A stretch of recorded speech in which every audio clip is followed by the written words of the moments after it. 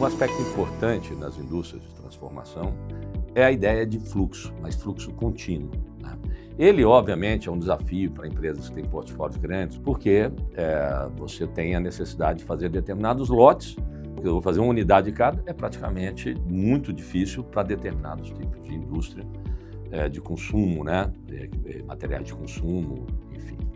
O que a gente gostaria é trazer a ideia de que a meta do fluxo contínuo ela tem que ser permanente, porque ele tem uma série de vantagens, né?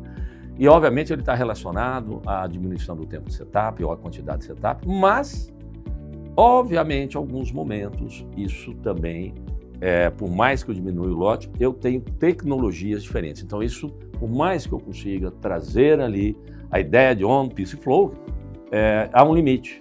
E a questão maior é como é que eu conecto, né, para poder aproximar do fluxo contínuo. Porque a ideia de fluxo contínuo é entra pouco essa linguiça. Quando você tem várias tecnologias ao longo do processo de transformação, isso nem sempre é possível. Então, por mais que você tente reduzir muitas vezes o tamanho do lote, ainda tem que conectar. E aí começam as estratégias de conexão, né? Dentro da visão tradicional são aquelas montagens de células, mas muitas vezes indústrias têm desafios para isso. Equipamentos são grandes, tem regulamentação que não pode deixar na mesma sala, enfim.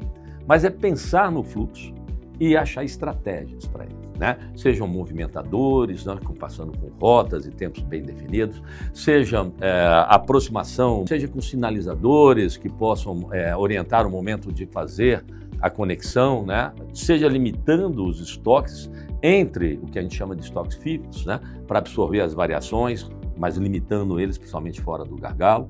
Então eu diria para vocês o seguinte: se há impossibilidades, né, vamos dizer assim, conjunturais, seja do tipo de empresa, seja pelos limites tecnológicos, de criar um fluxo contínuo, desenvolva estratégias para conexão, para se aproximar do máximo de um fluxo contínuo. Não perca a meta, né? Às vezes a questão da utopia, de tentar superar, né, obstáculos, vamos levar soluções com ganhos surpreendentes, né?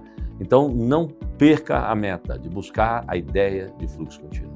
O ganho é muito grande e eu garanto a vocês que a gente consegue desenvolver capacidade de resolver isso, né? Ou trazer aquilo que seria um grande problema, minimizando ele muito e captando muitos ganhos.